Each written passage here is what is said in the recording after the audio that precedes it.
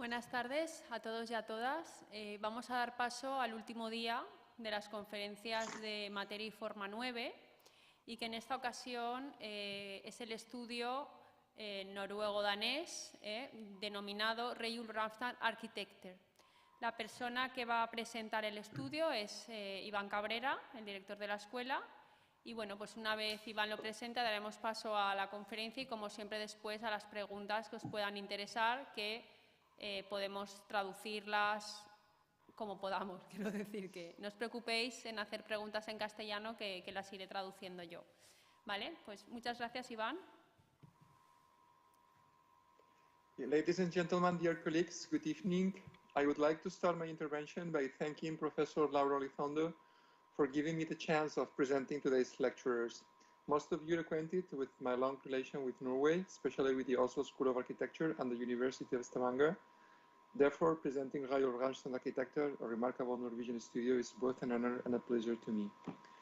As perfectly stated in their website, Reiulf Ramstad Arkitekter is an independent architectural firm based in Oslo, Norway, and Aarhus, Denmark, with a high level of expertise and a distinct ideology. The firm is focused on interlacing a strong conceptual approach with experience from past accomplished projects. Over the years, this studio has produced a wide range of innovative and groundbreaking projects encompassing exceptional variation in scale and scheme. They favor design and conceptualized place. As architects and designers, they are fortunate to experience the overall process, and they are eager to find pragmatic solutions with users as well as technical consultants. At the same time, they are passionate to make sure that the original concept is carried through in the end result. Their firm manifests a multitude of approaches when solving assignments, both nationally and internationally, and has received numerous awards and recognitions for its projects. Finally, I would like to thank Professor Anna Avalos for helping us in contacting Reiulf Ramstad Arkitekter, and Jordi Masset, who graduated in the Valencia School of Architecture and works now with them, for assisting us and them with the technicalities for this connection today. Thank you very much to everybody, and now let's enjoy Reiulf Ramstad Arkitekter. Reiulf, the floor is yours. Thank you very much, and thank you for the kind introduction. The lecture of this evening is very much dedicated to materials, to concrete. But to give you an understanding, we have some general elements and background. Then we have a little movie script, and then I'll share with you some images. So now we share the content with you, and just start to movie actually.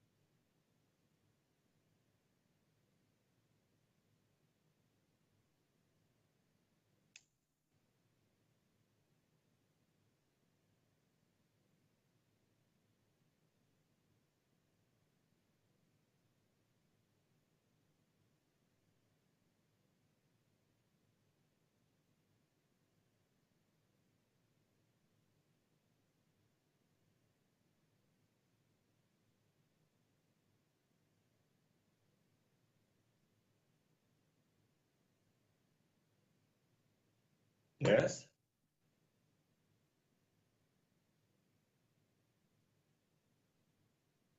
Have you? Yes. The technician is working with it now. No.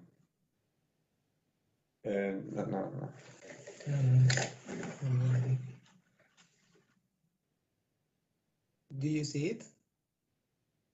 No. Just a second.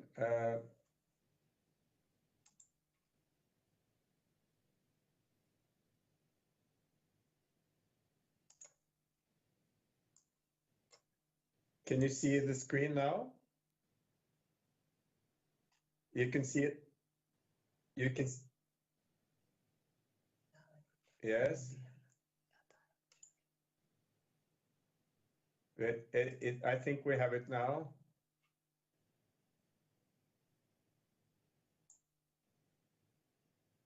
Can you see it? Yes, now we can see it. Okay, I'm sorry. Is it okay?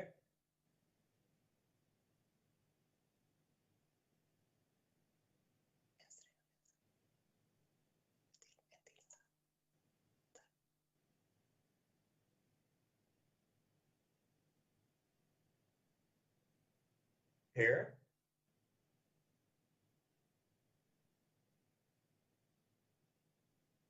Okay.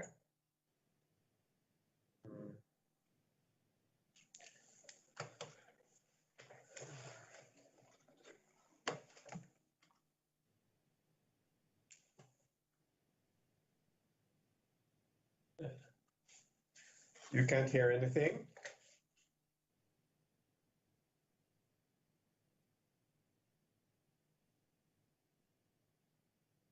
No, we cannot hear anything. You cannot hear anything. Okay.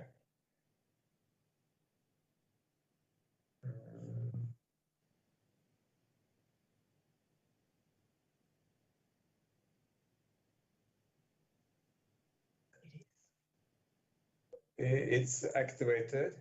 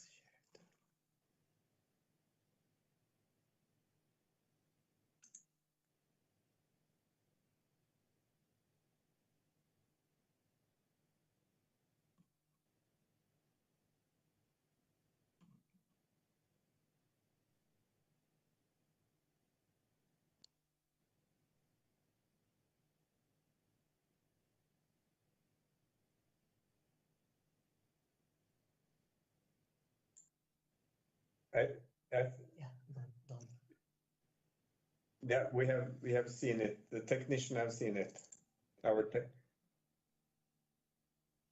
Let's try once more.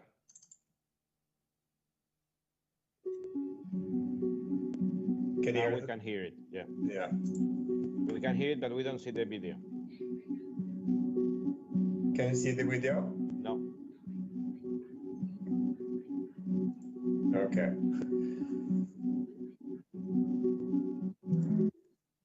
Okay, then I would say it functioned the other day, but I would say we would try just to skip it then, and then go directly to the images.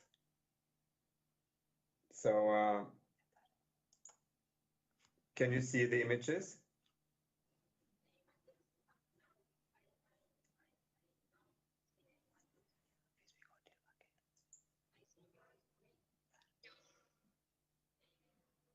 The Explorer. Now we don't see anything.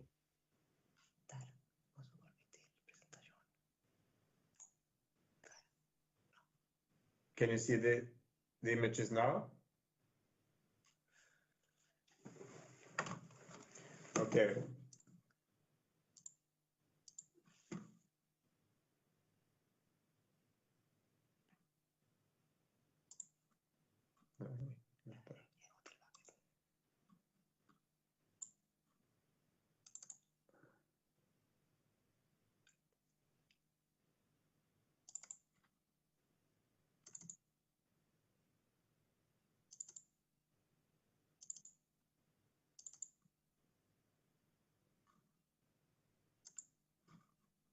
I think that maybe the problem is that you are sharing the desktop and you have to share the document.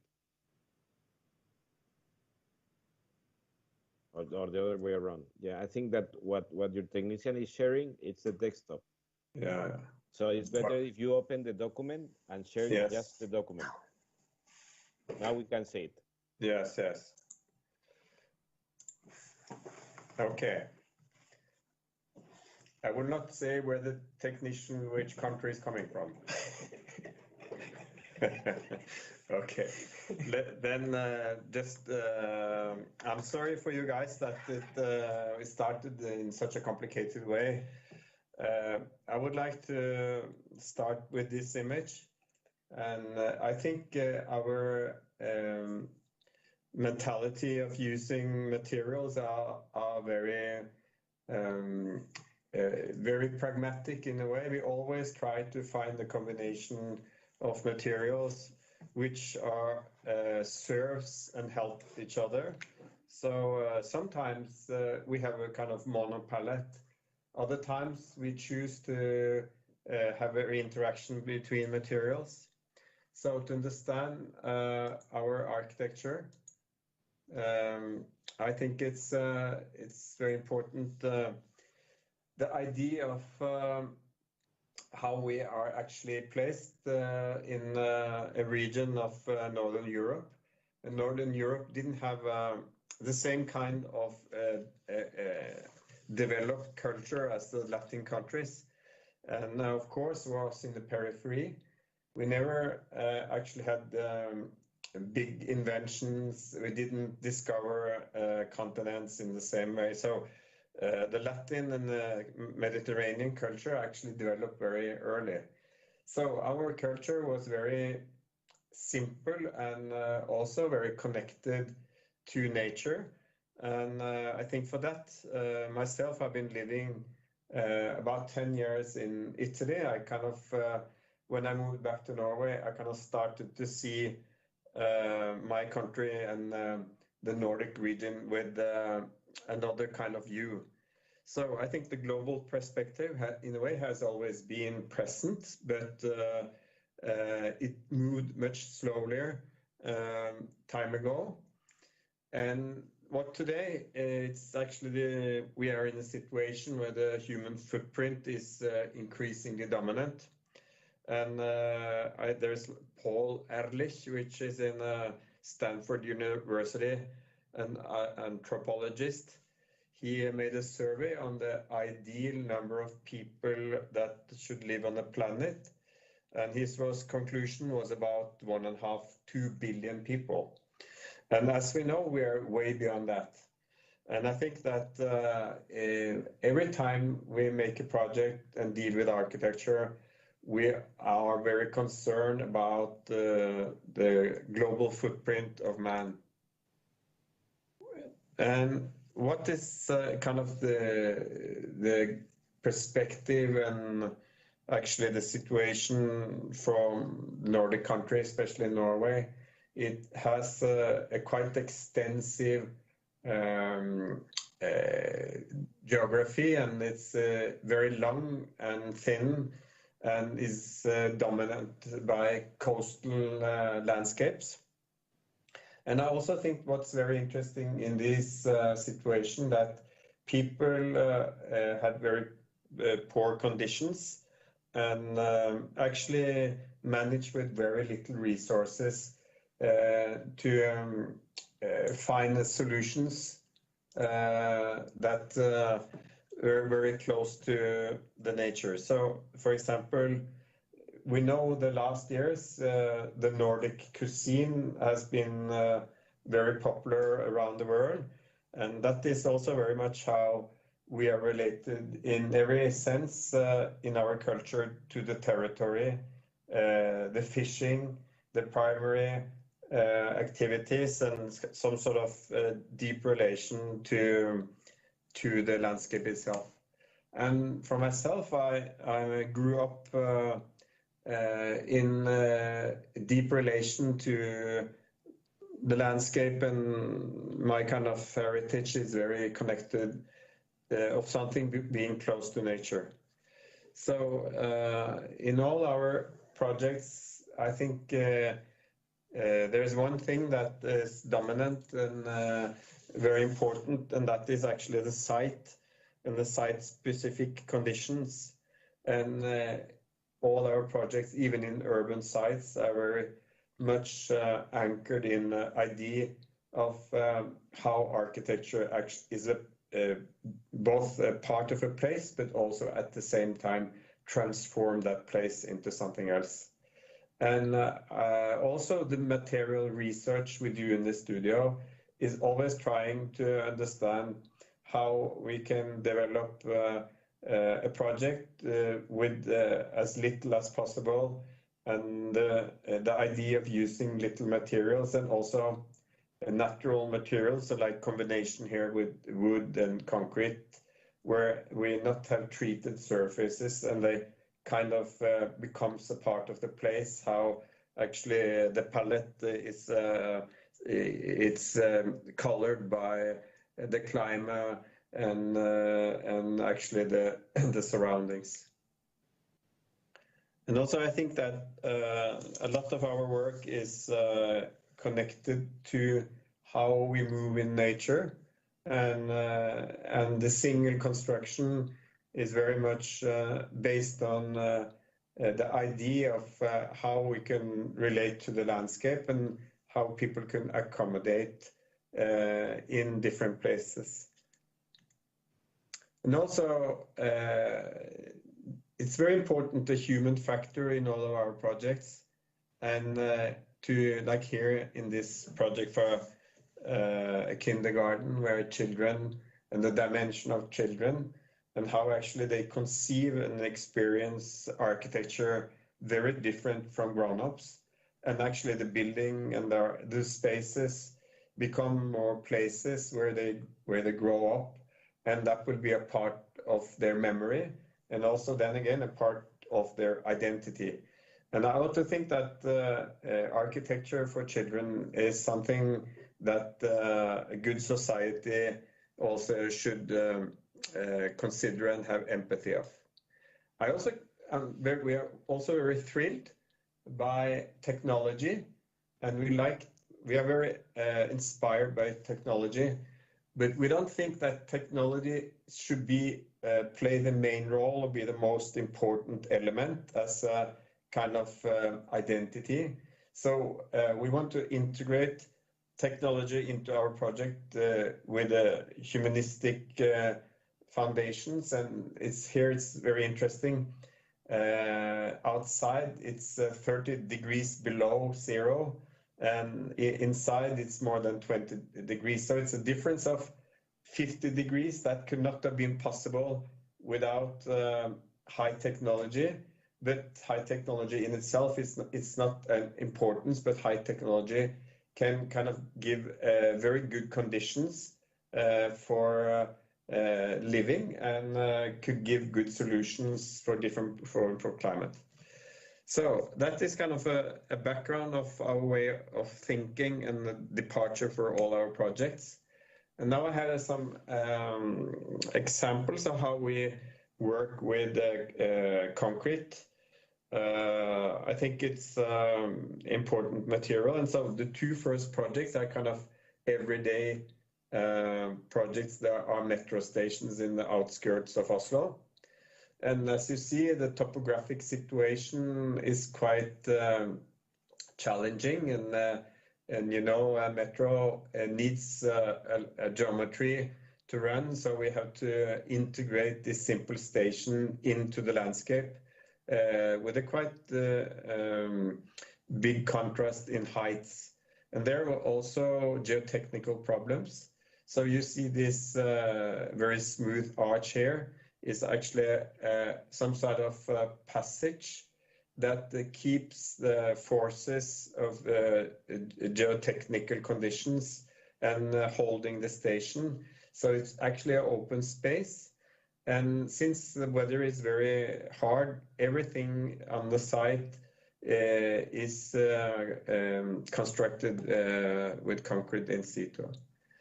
And passages, and also the light, how you can use concrete with the structure and the statics. It's an interaction between actually daylight conditions and static structures. And also here we work very much with simple surfaces, which is actually kind of a surface of local wood that gives a kind of rustic surface. And kind of sometimes if you have positioned wood and concrete together with time, they will have the same kind of identity.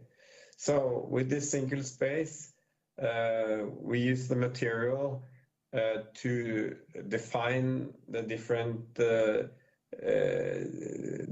directions of the space, and also to resolve very difficult engineeristic problems. And another metro station is, as you see, in an other kind of position in the city, but we still have the challenging topography. At the same time, when we started to do this project, there was an old kind of station house that should be demolished. That was placed on this side of the station. So we decided to actually keep it because it had such a historic interest.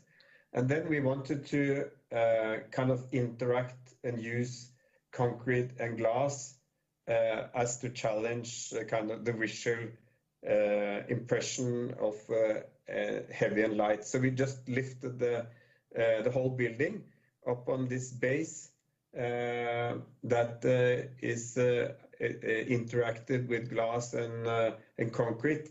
And in this case, I think that you can question yourself, is the concrete or the glass, what is actually the lightest thing?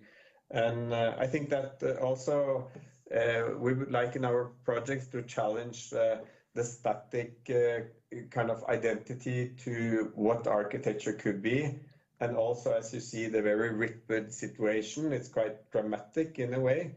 Would not have been possible with another material than concrete here, but at the same time, this kind of bit surrealistic way of composing and the sort of position of materials and architecture and contemporary constructions and historic buildings become the trademark of this station. And also the underground passages. And so our first big project was, which we actually there was a result of like invited competition. It was a transformation of a college that was going to be transformed into a university campus. So in Norwegian standards, it's not a huge size, but it accommodates 4,000 people. And actually how we won that competition was, there was this low dense structure from the early 60s that was made out of concrete and really had a lovely quality. So we decided to keep it, and that was actually a good move because we won the competition. We're very early in our career. So that was, I was around a bit more than 30, and that was a good start for us to work with this kind of project. And then, of course, being in a university campus with buildings of different epochs and different kind of times, then again, concrete became the guiding material because the construction was over the ground and semi-integrated into the landscape. And also that the main spaces also was going to accommodate a lot of people. So we thought the concrete in situ also here was interesting. And then again, the details here, we decided to keep secondary at the time, not very kind of rich material, but a simple material that's much made in Norway, like it's aluminium. So we sold all the details and in the space and in and outside spaces, and everything we decided to kind of match then here in this project with concrete and aluminium for the details. And also the interactions between the different parts of the school, where we have like elements hanging from above, also anchored in the concrete as something very solid, by these room boxes for the research spaces were hanging from mother construction. But this is a much more recent project. It's kind of an infill in a historic city, and in fact it's only a couple of 100 meters from our studio. It's to say that our studio work has it's quite interesting in a way that we, despite being only 30 people, there are people coming from 8 nations, and I think it's always very interesting when we start competition, the different cultural approaches that we have, and that makes it's very thrilling to discuss the projects. We often start projects in an extremely simple way, imagining in an open field how we can compose and how we can kind of establish a concept that will fit into the site. So here we decided it was a competition, and some of our competitors made just one building. Another competitor made like 4 buildings. How we decided was actually we kind of measured the 1800 villas, and then there is a kind of transition area between the park and the 1800 villa area, and then the early 1900 city and the industrial complex also from the beginning of 1900. So everything is kind of very well resolved within conditions that typologies are well reflected, and then of course also defining a part where actually 4 contextual tissues meet. So we have a very simple building structure where the building that you see up there, it's a part of actually the group of buildings, historic buildings. It's more like a villa, where the one which is meeting the 4 different kind of morphologies in the city have a much more sharper kind of edge. And what I think is very interesting, that is something I worked a lot with when I studied in Venice, was actually how you obtain a quality working very closely with the people who are actually building the project. So we had a grammar where we wanted to keep a very simple palette and not have a lot of motifs, but at the same time do a lot of tests on the site. And inside the building, of course, we use a core of concrete and outside we have used these hand-hammered bricks and with a mortar that is from local stone, so it kind of blends very well together. And as you see also, the dimensions and the proportions are changed during the position of the project. And everything, even like an intercom, I think when you enter a building, it's very disturbing for the entrance. So we wanted to have a kind of very clear classical entrance, and all the technical small disturbing elements are on a single pylon, which is extruded outside from the building body. So all these small decisions along the way It's a kind of strategy that we develop working with our clients and the contractors, and the interaction between materials also is very important here. Just the detail, and I think we made like 6 different type of surfaces and different ways of elaborating the mortar with the bricks. And inside, since the building geometry has kind of open space that is actually the result of the geometry of the urban context, we had a very open space that was leading into the different apartment. And it's to say there's a lot of different typologies.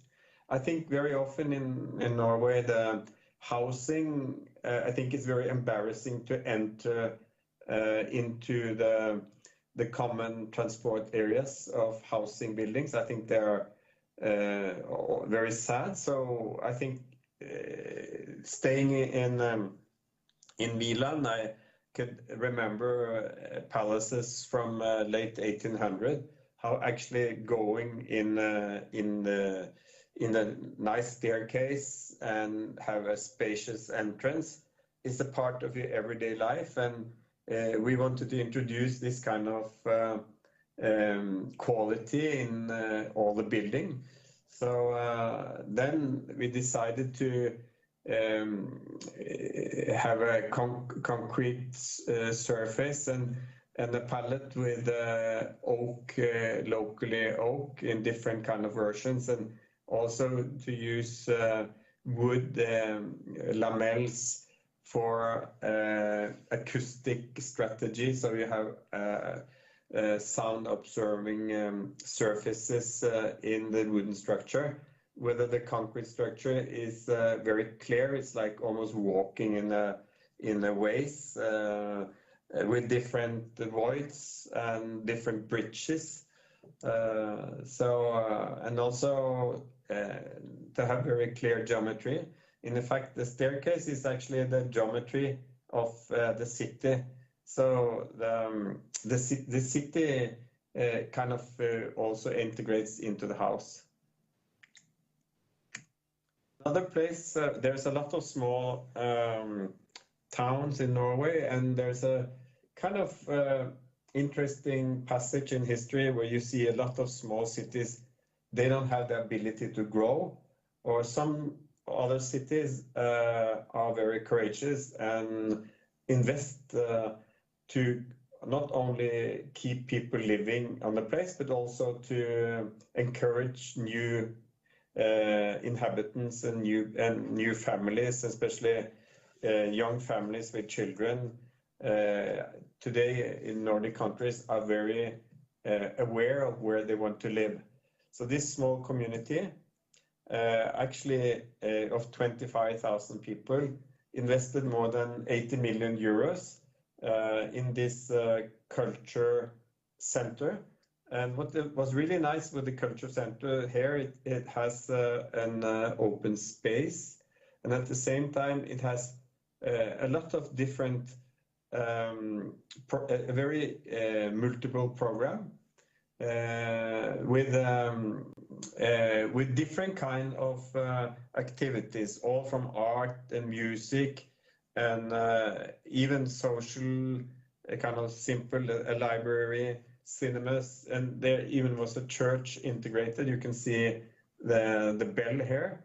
And then it was surrounded by, at one site, with traditional wooden buildings. So we kind of wanted to keep those forms as a main guideline for the urban phase of the building. And then we have a kind of very interesting the layers, because at daytime these are sunscreen elements, but at nighttime you will experience the building is some kind of urban lamp in the setting. And as you can see, we actually won this competition by taking away all the circulation space that normally goes into building and jam all the functions together tightly. So people have to cross through the library, for example, to get on the upper floor if you not take the main staircase. And then we have different acoustic spaces like this quite big multicultural space with an orchestra well, and also with that they could accommodate 1,000 people. And then there's a space for classical music and a religious space and cinemas that were stacked up on this. And what is very special is that you can see in this area there are very different acoustic environments. So we use diaphragm walls of concrete, which are very thick and with layers inside. So you actually can have very different kind of sound environments. So, and then this outside layer it's extremely light. So we worked with the opposite. We wanted those spaces to have a kind of a heavy enclosure with the concrete, whether the area here outside are with very simple steel columns that I will come back to. And then using the local wood as also acoustic strategy to enclose the church. And as you see here, we are working. What is lighter than steel is actually when you start to split columns into 2 or 3 or 4. So that kind of become the contrast between the very heavy concrete and then very kind of light straw columns. And then there's the relation between the concrete, which is actually when you walk on the ground floor and brings you up. We have everything made out of concrete. If it's a staircase or a kind of open amphi, it's like the building is kind of becomes a part of a landscape. And it's very interesting when you deal in such a process like this. It's very enjoyable to have the dialogue with different groups within a project like this. And the only complaint we have about this project that it was too small in the end. And actually we thought the opposite. And I don't think we could have made this building without a heavy material like concrete, because creating all these different sound environments and activities with music and theater and so forth really required heavy materials. We like to experiment with the idea of simple architecture. This is a project for a church which is on a water basin in Belgium. And the idea was actually here to use all the wooden frames as a part of a construction, so that we will keep it inside. And we thought of a project in situ in concrete, which actually had a monolithic, very strong form, and that was perforated with the cast very early, and that we inside kept the wooden cast and used it as a construction for the inner layer, which is a kind of plywood surface. So if you can use materials not only for one purpose but for different purposes, it's extremely interesting, and how you can help materials and processes to mold together in one kind of unity. And this is the same, a landscape project which is close to North Cape, And it's a very simple program. And it was actually to accommodate a traveler's stop and have a handicap ramp and public toilets and a small exhibition and some bicycle shed and some small furniture for locals to gather and for midsummer feast and so forth. And what is very amazing, it's like the mountain goes all the way down to the ocean. There is no tree here. There are no trees there because the climate is so rough. So in a summer day, it looks very nice. As you see, North Cape is just around the corner. So the climate in winter is incredibly difficult. At first, we thought we wanted to make this installation in wood, but it wouldn't resist the winter. And also this small community with only 800 people, think of this place as something very special because it's been living people there. Sami people has been living there for 5,000 years. And what was amazing on this site, when you come there, it's so strong, so it kind of occurs in your experience of the place that it's so silent that it becomes loud. So it's very difficult to make architecture in such a strong nature. So we designed a lot. And I was on the site and I started to see the small organic elements, and everything was actually coming together with very subtle and beautiful geometry based on organic form and organic logic of growth. So this we wanted to experience and explore the universe of this way of structuring physical presence. And then we started to make different studies, how actually void and mass can interact, and how working with very simple geometry but composed quite complex together. And then we found a form that I also think that handicap ramps very often are very ugly elements because they are kind of added after a building is finished, or the architects look upon it as something painful in the entrance. But we wanted to make this ramp, and we wanted to make a monolithic structure that actually integrated all the activities and all the elements that was needed. At the same time, thinking in that way, we got a really solid structure that partially could hold itself. And also how we developed a strategy, how we can use the cast for different positions. So we for example, had the cast and used it for different positions. We can reuse them. And of course, when you see the casts in the landscape, they're so beautiful themselves that for us it was almost like something that we wanted to recapture in the concrete.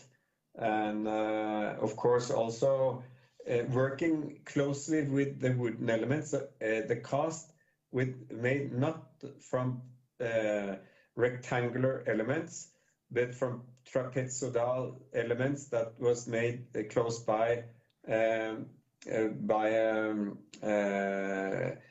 people who kind of elaborated on the place. So each part of these elements, it's a small trapeze, and put together it makes a really smooth concrete, but at the same time gives and reflects the wooden surface.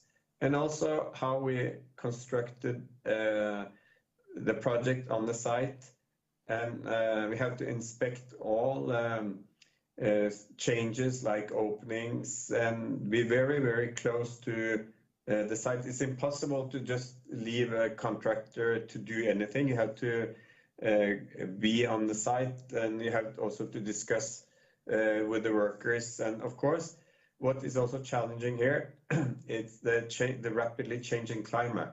So that is also something when you think of building these kind of structures in a climate like the Nordic one, you have to plan very well. And of course, everything had to be drawn out. And since it was like a monolithical structures, we have to think of when to do the different operations. So this is here the complete cast, and then we have inspected the surfaces. And the surface is obtained so it could also not be slippery like in wintertime. So it's made with a rough brush. So the components, the stone components, will appear on the surface and not be slippery. And of course, also the corners and the elements that goes together, and that fits nicely into the topography.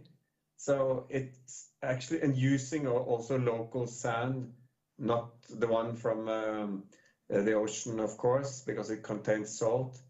And also having the vertical elements made by the same kind of grammar, it's almost become something that molds into the landscape. It's like something that is grown out of the materials there, but also by the marine organic life that has given birth to the whole composition.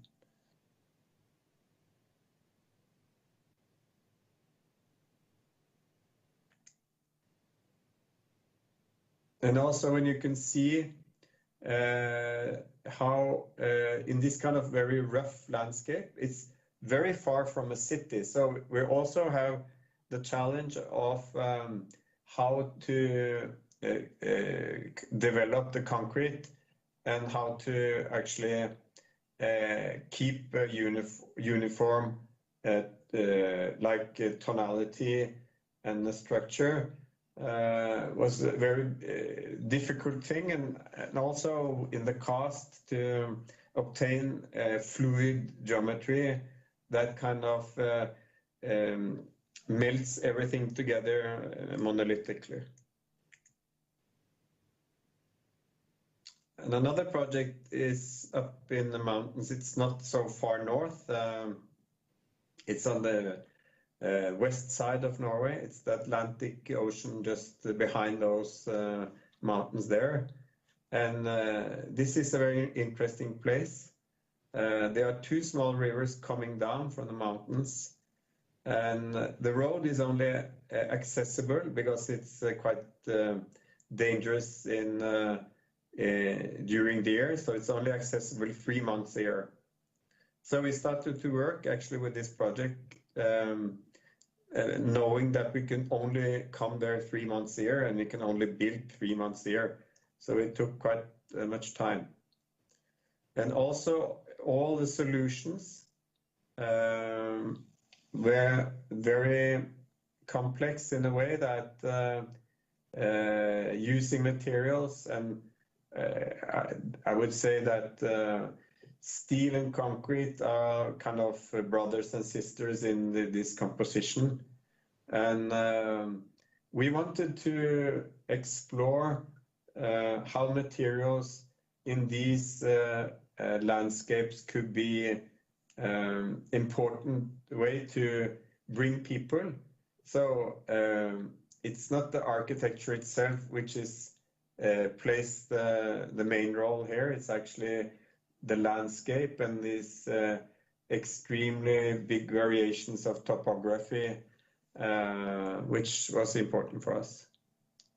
And also, it's quite challenging, the water and the different seasons. And we should, for example, when winter came, we had to leave some of the half-finished constructions, and it was difficult. We had problems during the process because the climate is very demanding and challenging. And also, it was difficult to, on these sites, it was impossible to come with a car. So we had to use different methods and strategies to bring the material onto the site. So we had some places we had to use helicopter, and of course, if it's bad weather, it's very difficult and dangerous. So we have to coordinate all these building works, and especially with the concrete, with special days that it was safe for the helicopter to come. And of course, also, this looks like a nice day, but most of the time, the weather in Norway is rather challenging. As this, we were there up on the winter, me and a colleague of mine, to inspect the building. And in wintertime, it can come up to 7 meters of snow low. This is in late April. So most of the snow has gone off the construction. But of course, to use like general Norwegian standard building codes, it was impossible here. So what we actually did, this is all in winter. It's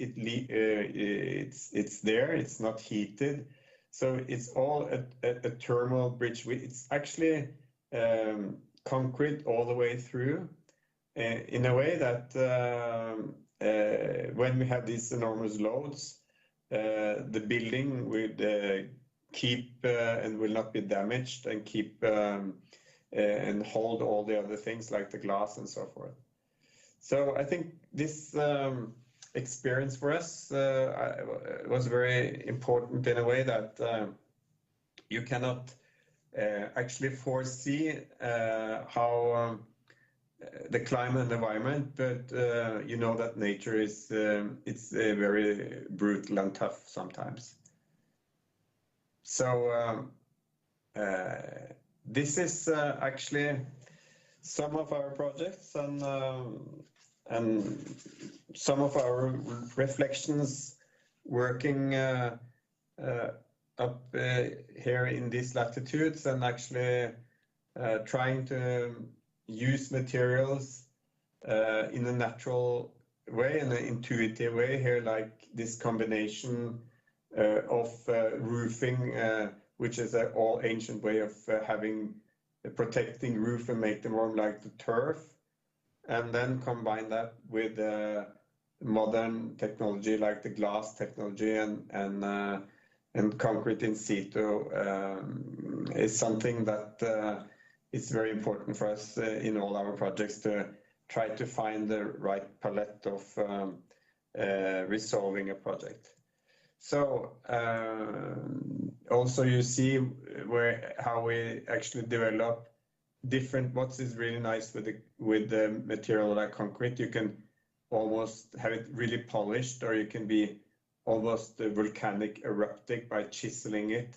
So we experimented with different kind of surfaces and structures to guide the people in the project. And like here inside, where everything is polished. So it's actually one building made out of one single material apart from the glass.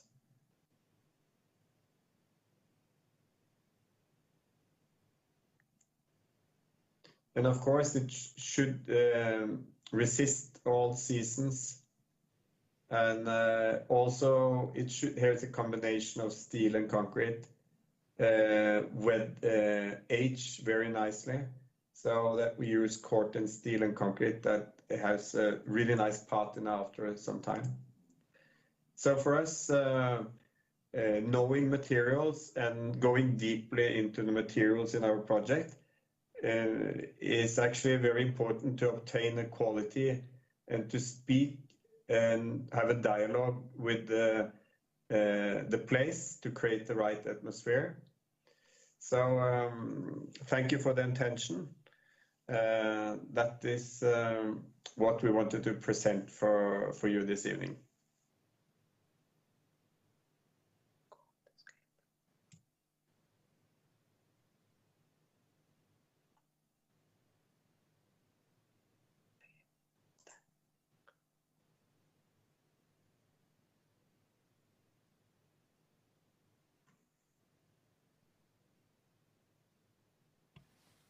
Thank you very much, Reiulf. It was impressive. So now we are going to expect some of the questions of the person who are here and person who are on the chat, because there are a lot of people seeing the conference in YouTube and in the link of the university. So, vamos a dar prioridad a los que estáis aquí hoy. ¿Alguna pregunta? ¿La podemos traducir?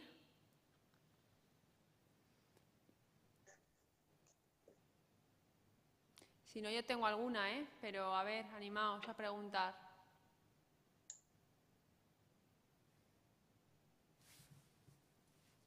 Javier, ¿quieres hacer tú alguna pregunta o paso yo a preguntar alguna cosita? Pues rompo yo el hielo, que veo que hay, como siempre, los estudiantes españoles somos muy tímidos todos. Really, thank you very much for your lecture. As Lara was saying, it's an outstanding job. I get impressed and how you use the concrete and how well you use the concrete. So congratulations to you and to everybody in Norway, because the works are really awesome. I have a question, and I would like you, if you can elaborate a little bit the question that I'm going to ask. What we have seen is that you work with many constraints: weather, location, isolation, working time, materials, from all the budget maybe also. So from all those constraints, what you feel more comfortable working with? I mean, what is the easiest? Because we saw projects far away in the north of Norway with very difficult climate conditions. I presume that the supply of different materials must be very difficult also there. So from all those constraints that you are facing in your projects, which one is the most hard to beat? Yeah, yes, I think that what is actually a very interesting question, Javier. It's something that come to me when I lived in Venice. You know, there was the school of Carlos Scarpa and all this, and actually. For example, there was in Verona, there was a bank of Carlos Scarpa, and they wanted a staircase, but it was kind of difficult to make. So you have to find kind of the worker that was elaborating the materials, and they have to go all in Veneto to find the lowest worker and the highest and the thinnest worker. So that is kind of comic. But I think that the most challenging thing is that the architect can design whatever you want, but if you don't manage to encourage your clients, and especially the contractors, and also, as you see in some images, very difficult operations and dangerous. And you have to become very good friends with the workers. So I very much respect the people that is actually out there building in the cold with the weather. So for many projects, we try to unite all the people who are going to build a project. And we show models, drawings, we discuss, and we try to listen to the opinions of many good workers, and also, but very often they are used to work very rough, and we want them to work very precise. So we kind of give lectures and kind of introduction of how we think, and very often we think that arts and people within arts and crafts in the building sector, they are not so proud. Because they only, and to make them proud, they say you can make something really nice. So I think that has been something that I learned early, that you must respect the people who are actually out there on the building site and become their friends and bring coffee and even some wine with them at night is good. And so I think the human factor is actually the most important issue here.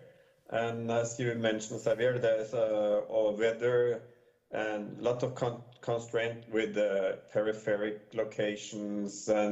But if you collaborate well with people and encourage them and become on a thing, and sometimes some of these people are very clever, and maybe they can help you to improve certain solutions. And so I think this is something that we really like.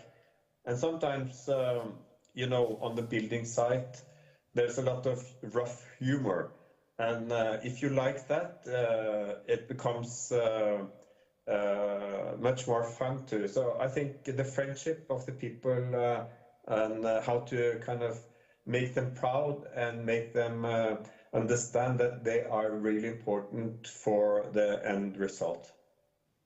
I totally agree with you. The people that will help you to make these buildings, I mean, they are very qualified and very skillful. It's amazing. Yeah, I totally agree with you. Thank you. It was just a small, because on this place where we have the circle in Selvika, the concrete, these guys lived far away from their home, and but they live very simple. So they have just one boiler. So they ask me when I come, do you want egg or do you want coffee? And I said, why? Well, we can make egg or we can make coffee, but we have just one boiler. So I said, well, I think please don't boil the egg with the water for the coffee and to go for the coffee. So there's very many episodes that I can remember being on the building sites. I kind of like that. Okay. ¿Alguna pregunta por aquí? No? We can't hear you, Laura.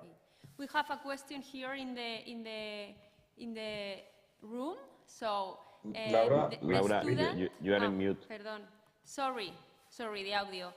There is a question of one student. She's going to tell me the question. I'm going to translate. Okay? Yes.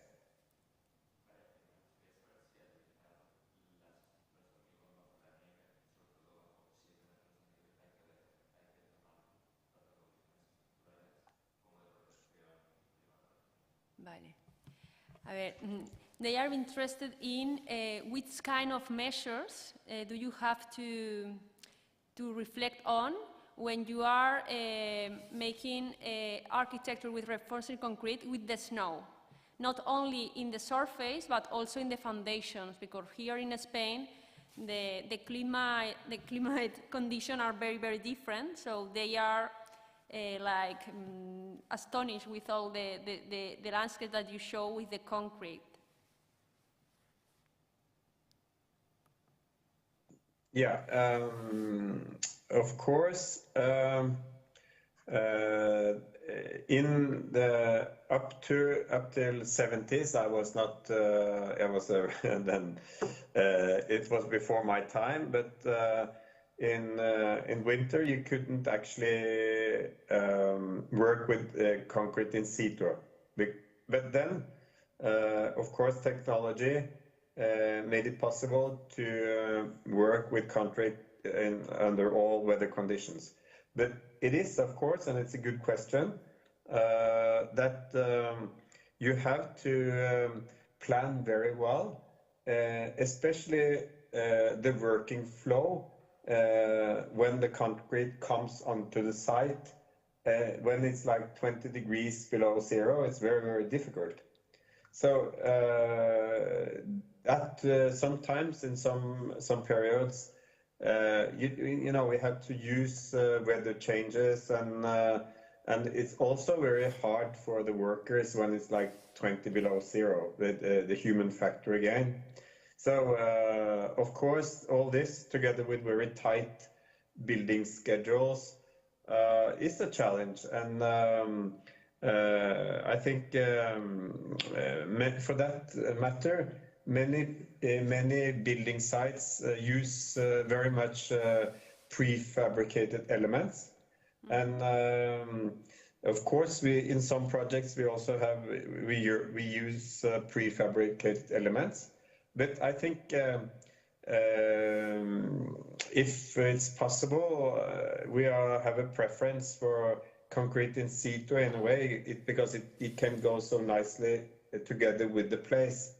And I think it's also, for example, to use building elements like prefabricated concrete very often is challenging, like when you have corner elements, when you have a kind of change of geometry, the concrete in situ is so much more favorable.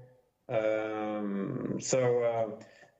think that is also very important, the issues of having secure building execution, because the thermal bridges are very challenging. So we have to detail very well solutions so we will not run into these kind of problems. But it is a challenge with the climate, and especially if you have external surfaces. We will have like periods of snow and a lot of heavy rain showers. We have to plan very well. So, but I guess that's a part of the strategy.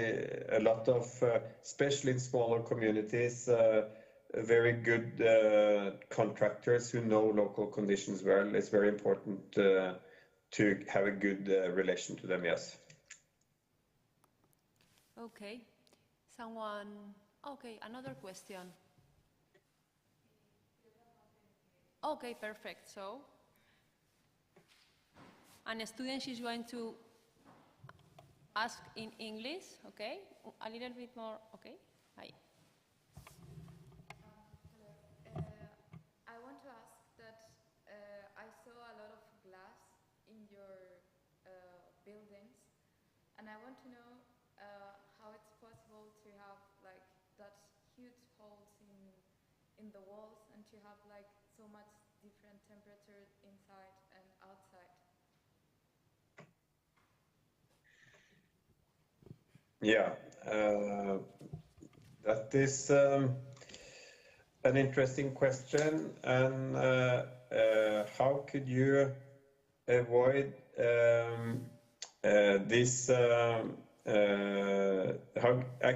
How could you avoid humidity? It's very important to understand.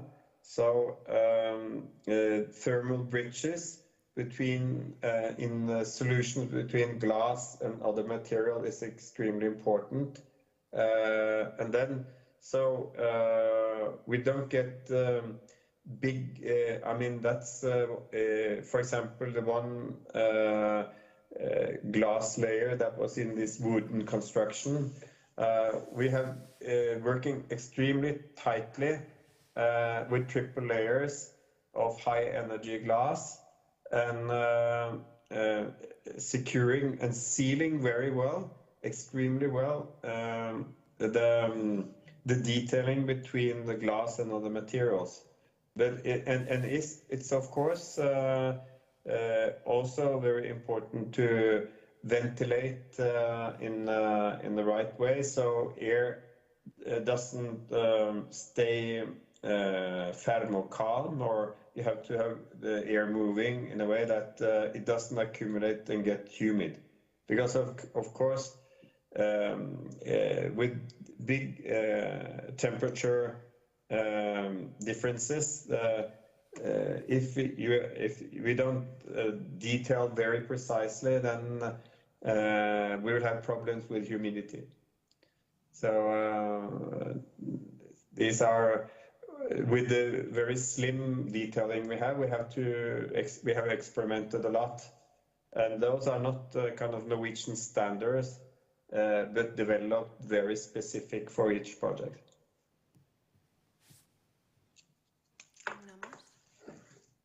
Okay, so I'm going to make a question. Okay, as you said in your text, your architectures are qualified by clear ideas, bold proposals. And in your projects, I see that there is a clear cross-branding of cultures, Norwegian and Danish, with some external touches like Aldo Rossi, for example, in my opinion. And my question is, which architects or which architectures have been or are influenced on your architecture? Yeah, I think that I would say that maybe I don't have any kind of special architect, but I can be very inspired by atmospheres, and I think very much of the modernist. Of course, you have very many interesting. I mean, you can in Europe traveling and see special architects like that we all know of, Le Corbusier.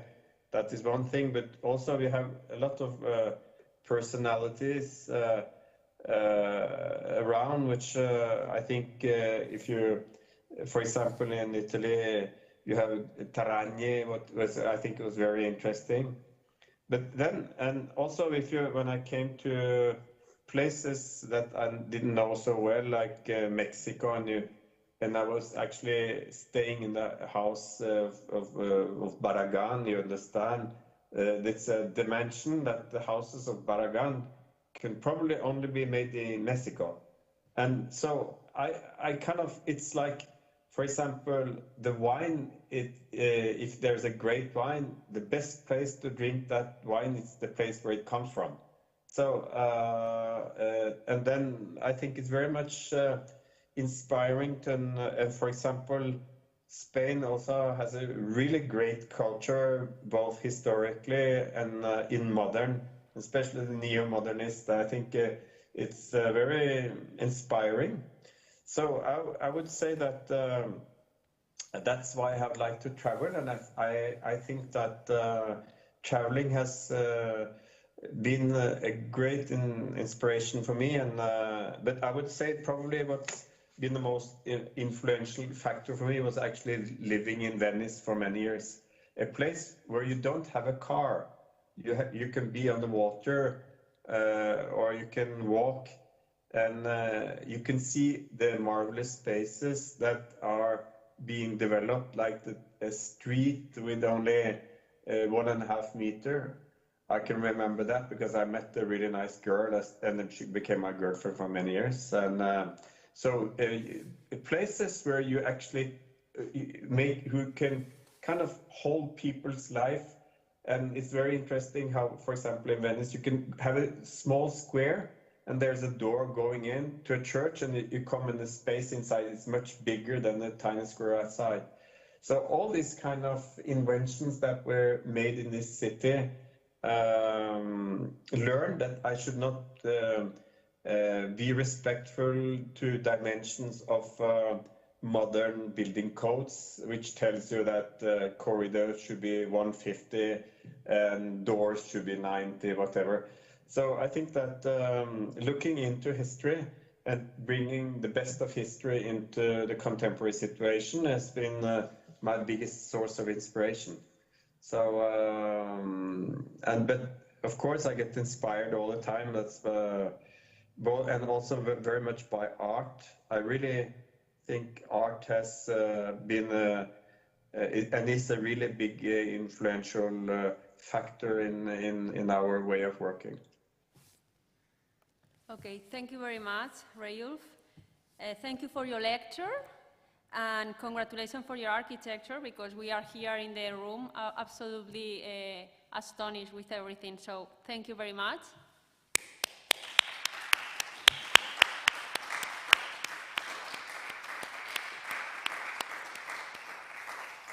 Okay, and now we are going to close the conference in Spanish, so...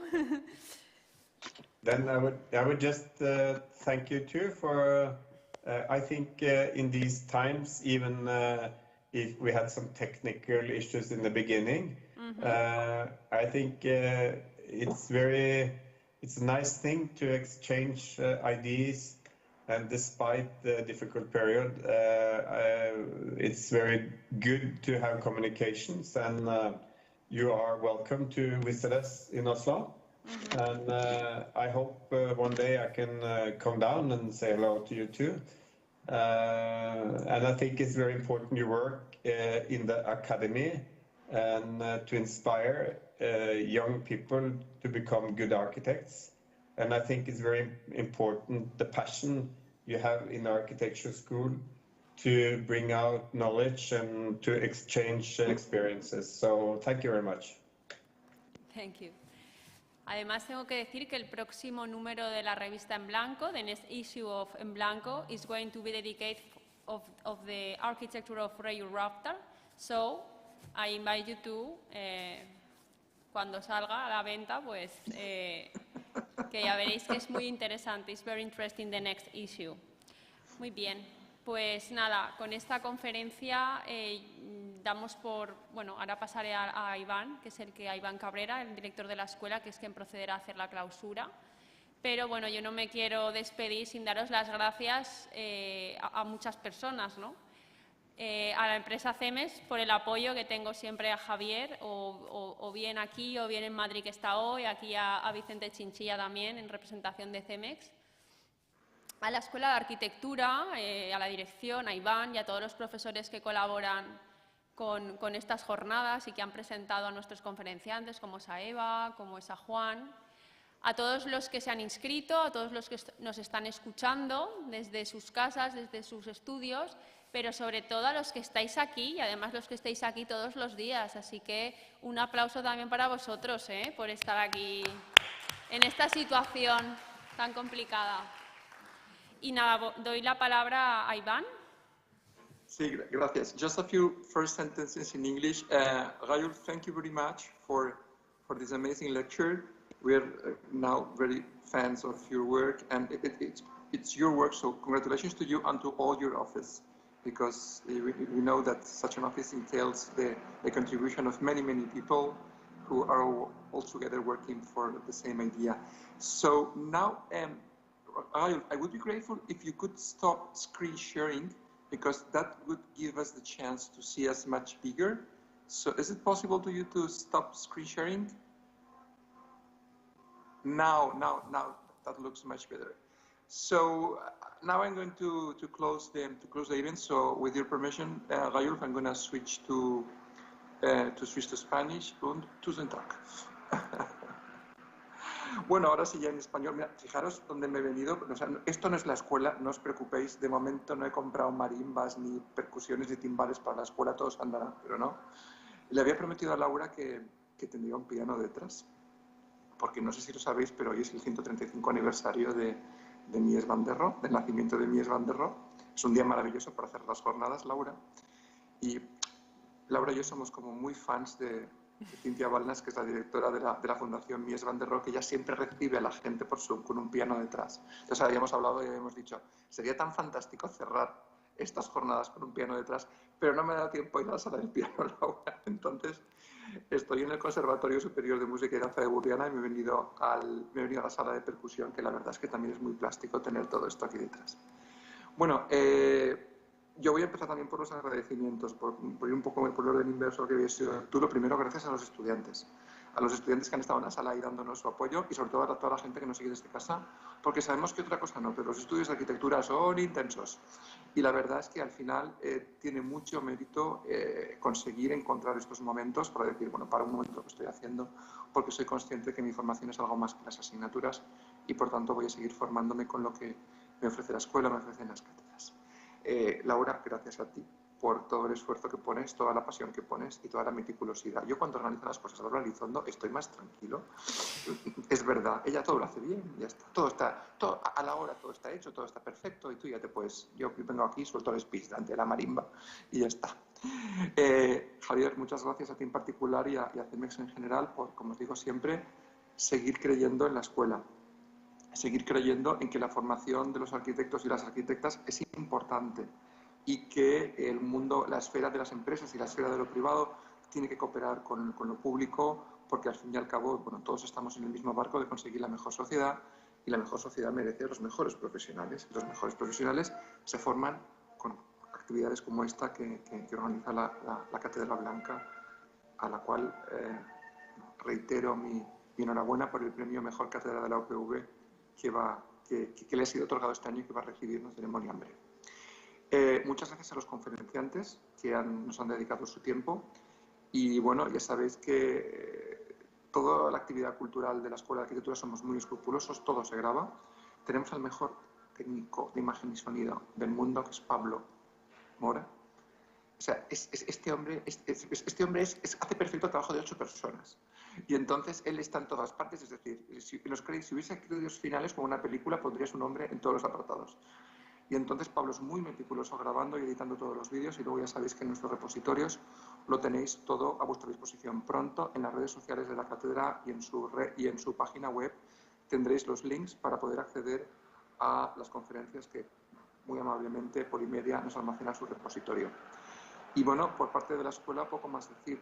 Yo estoy muy contento. Al final podemos decir que por nuestra aula magna, sea presencial o virtualmente, pasa la mejor arquitectura del mundo. Y yo creo que cualquier persona que se forma con nosotros, cuando echa la vista atrás y termina su recorrido, puede decir, ostras, la cantidad de cosas que han pasado en esta escuela, estoy orgulloso, estoy orgullosa de la Escuela de Valencia, de todo lo que he aprendido. Y con esto, por mi parte, poco más. No sé si, Javier, te basta con hacernos así. Si quieres decir alguna cosa, como quieras.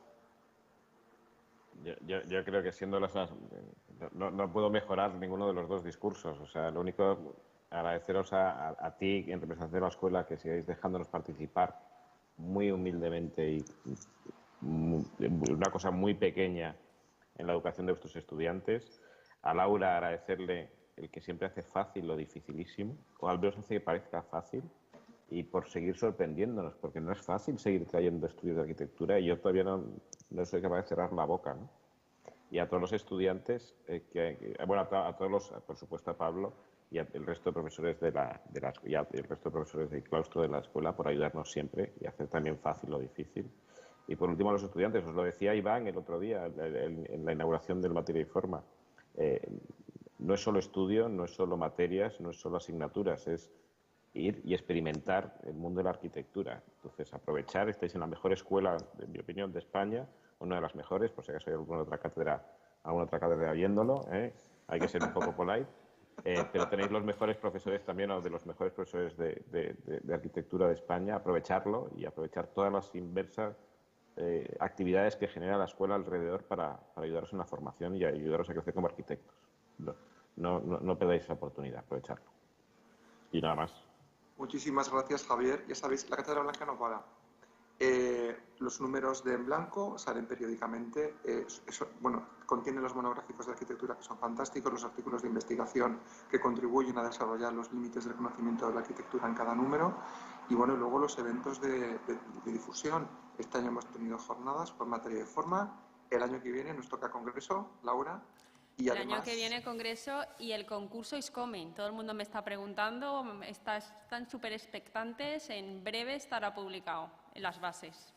Pues efectivamente tenemos concurso en breve y el año que viene tenemos congreso.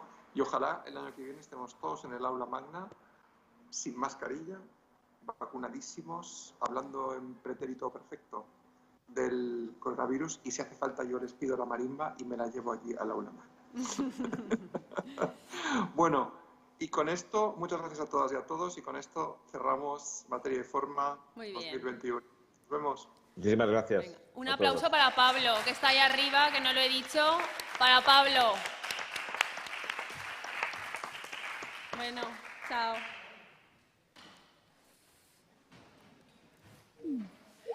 Como he dicho...